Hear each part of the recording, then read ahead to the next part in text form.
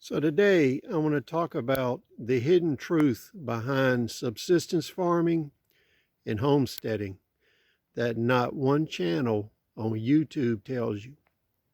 So going back in history, from the time of the pioneers to present day, there's a hidden fact about homesteading and farming, and that is normally the first generation to establish a homestead does not achieve a viable result where the homestead or farm is self-supporting. So from personal experience, I've grown food in 3 locations within about a 50-mile radius of where I'm at now. And in normal circumstances, without a lot of money or outside support, it takes one generation to really build the underlying infrastructure and to clear the land to achieve a reasonable amount of food production. And the reason for this is the capacity of production you needs to be high enough so that you can produce enough food to support yourself in a bad year. So if you have a really bad winter, you have a really bad planting season and a really bad harvest season all at the same time, you need to be able to have enough food produced and firewood produced that you can make it through to the next year.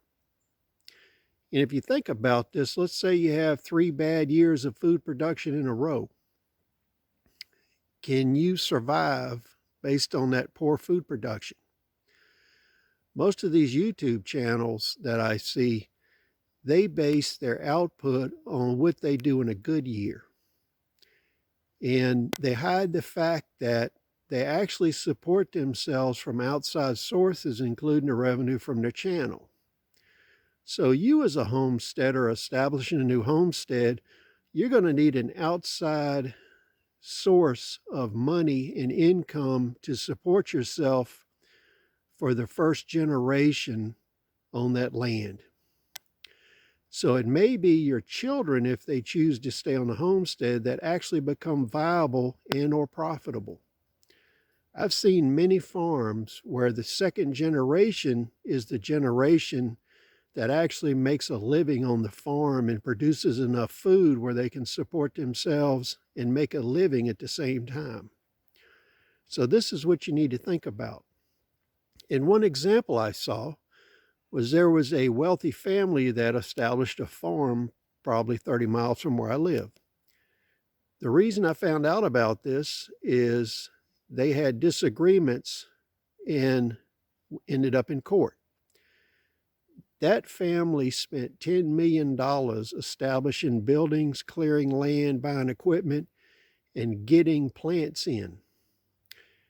Did you know that some fruit trees could cost you $50,000 an acre to plant?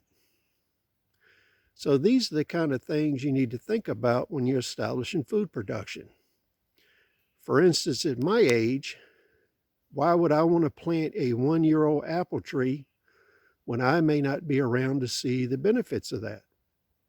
I would be much better off paying the extra money and planting a 6 or 7-year-old fruit tree. That way I would see the benefits of my work. These are the kind of considerations you need to keep in mind, especially if you need to produce food fast. So please share your thoughts, comments. We'll see you on the next video.